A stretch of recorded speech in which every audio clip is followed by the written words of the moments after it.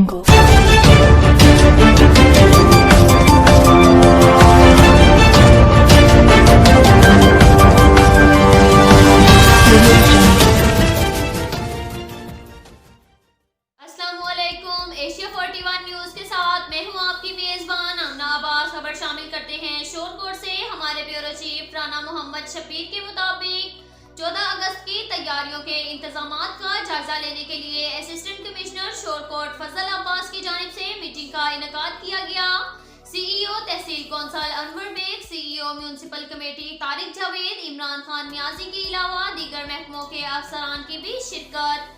14 अगस्त मुहर्रम उल हराम के एहतराम में सादगी से मनाया जाएगा। तमाम सरकारी इमारतों में चरागाह किया जाएगा। 14 अगस्त की मेन तकरीब म्यूनसिपल कमेटी शोरकोट सिटी में होगी।